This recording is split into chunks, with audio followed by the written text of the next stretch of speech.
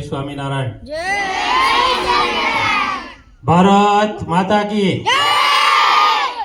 मजा नहीं आवती। भारत माता की वंदे वंदे। खूब सरस मजाना वातावरणમાં શ્રી સ્વામિનારાયણ જ્ઞાન મંદિરના આંગણામાં આપણે એકત્રિત થયા છે। આપ સૌ જાણો છો કે આ આપણું રાષ્ટ્રીય પર્વ છે। આ દિવસ માટે આપણે 70 વર્ષ સુધી સંઘર્ષ કર્યો છે।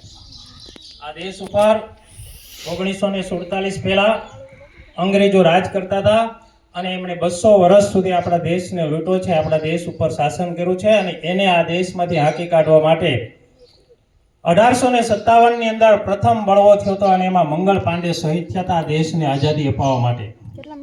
અને ત્યારે 1947 ની 15મી ઓગસ્ટની મધ્યરાત્રિએ આપણને આઝાદી મળી છે।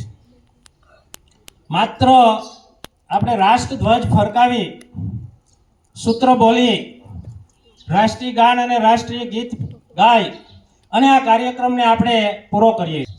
આ દેશને આઝાદી અપાવવા માટે કંઈક માતાઓએ પોતાના વિરલાઓ ગુમાવ્યા છે, કંઈક બહેનોએ પોતાના ભાઈઓ ગુમાવ્યા છે અને કંઈક સ્ત્રીઓએ પોતાના પતિઓ ગુમાવ્યા છે અને કેટલાય નામી અનામી લોકોએ પોતાનું લોહી આ દેશ માટે રેડ્યું છે। ત્યારે આપણને આ દિવસ મળ્યો છે। આઝાદી અપાવવા વાળા આઝાદી અપાવીને ચાલ્યા ગયા, જેના નામ લઈએ તો ઘણા બધા પાના ભરાઈ જાય એટલા ક્રાંતિવીરોએ આ દેશને આઝાદી અપાવવા માટે પોતાના પ્રાણની આહુતિ આપી દીધી છે અને ત્યારે આપણને આ દિવસ મળ્યો છે। અને આ ત્રિરંગાની નીચે જ્યારે આજે આપણે 78માં સ્વાતંત્ર્ય પર્વની ઉજવણી કરતા હોય ત્યારે આપણી પણ કંઈક ફરજ થાય છે। આઝાદી આપનાર તો જતા રહ્યા છે, પણ એ આઝાદીના મીઠા ફળ આપણને મળવા જોઈએ। એ મારે કમનસીબે કહેવું પડે છે કે આજે આપણે એવી ભારત દેશની પરિસ્થિતિ કરી દીધી છે કે આપણને ખુદને અફસોસ થાય છે। ત્યારે આજના દિવસે આપણે બધાએ પ્રતિજ્ઞા લેવી જોઈએ કે મારા દેશનો રાષ્ટ્રધ્વજનું અપમાન થાય એ હું સહન નહીં કરું। આપ મિત્રો જોવો છો, છાપામાં આવે છે, ટીવીમાં આવે છે, મીડિયામાં આવે છે, આપણા રાષ્ટ્રધ્વજ છે એ જ્યાં ત્યાં રખડતા હોય। એક ભારતના નાગરિક તરીકે આપણી ફરજ થાય છે કે આવી રીતે ક્યાંય રાષ્ટ્રધ્વજ જોવા મળે તો આપણે માન સાથે એને ત્યાંથી લઈ અને યોગ્ય એનો નિકાલ કરવો જોઈએ।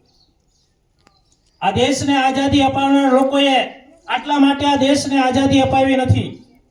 આજે આપણે દરેક લોકો ફરિયાદ કરીએ છીએ કે આ દેશમાં ગરીબી છે, ભ્રષ્ટાચાર છે, અત્યાચાર છે, બેરોજગારી છે, યુવાનોને નોકરી નથી મળતી। તો આપણે 78મો આ સ્વાતંત્ર્ય દિન ઉજવીએ છીએ તો આટલા વર્ષ આપણે કર્યું શું? માત્ર ને માત્ર આપણે આપણો પોતાનો વ્યક્તિગત વિકાસ કેમ થાય એમના જ વિચારો કરીએ છીએ, મારી પ્રગતિ કેમ થાય એનો જ વિચાર કરીએ છીએ। રાષ્ટ્ર આપણા માટે પહેલા હોવું જોઈએ, ધર્મ આપણા માટે પહેલા હોવો જોઈએ। જે દેશમાં રાષ્ટ્ર અને ધર્મની મહત્તા ઘટી જાય એ પ્રજા છે ને માયકાંગલી બની જાય છે અને એની ઉપર ગમે તેવા કાયદાઓ નાખવામાં આવે સહન કરે છે। આપણે 70 વર્ષ સુધી લડ્યા હતા। ગાંધીજી, સરદાર વલ્લભભાઈ પટેલ, જવાહરલાલ, ડોક્ટર આંબેડકર આ બધાએ આ દેશને આઝાદી અપાવવા માટે પોતાના પ્રાણની આહુતિ આપી દીધી, પોતાનો સમગ્ર સમય દેશને આપી દીધો।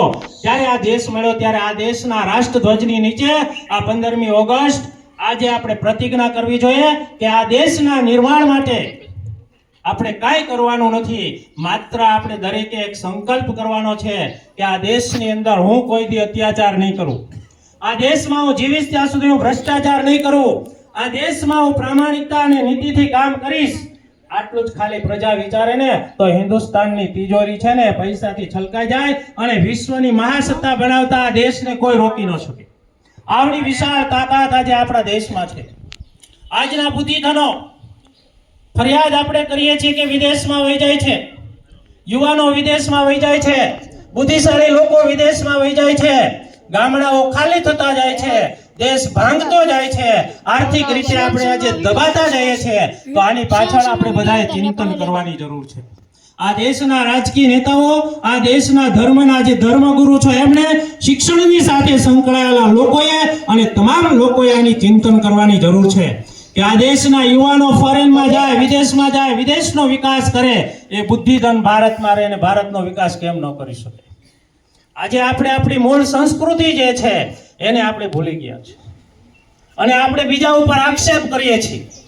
મૂળ આપણે આપણી સંસ્કૃતિને ભૂલી ગયા અને પશ્ચિમી સંસ્કૃતિનું અનુકરણ કરીએ છીએ, ત્યારે આપણને બીજા ઉપર આક્ષેપ કરવાનો કે બીજા દેશ ઉપર કે બીજા ધર્મ ઉપર આંગળી ચીંધવાનો કોઈ હક નથી. આજે આપણે ખુદ આપણા ધર્મને ભૂલી ગયા છે. આજે ખુદ આપણે આપણા દેશની રાષ્ટ્રીયતા શું છે એને આપણે ભૂલી ગયા છે. કમનસીબી સાથે કહેવું પડે છે કે આપણને આજે આપણા બાળકોના ભવિષ્યની પણ ચિંતા નથી. આજે સમાજમાં જે બનાવો બને છે એ બનાવોને જોઈને આપણને આપણું માથું નીચું જોવાઈ જાય છે.